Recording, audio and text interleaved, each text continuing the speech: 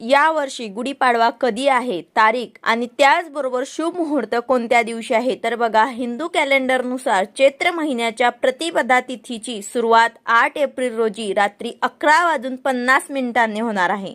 या तिथीची समाप्ती 9 एप्रिल रोजी रात्री 8:30 होणार आहे.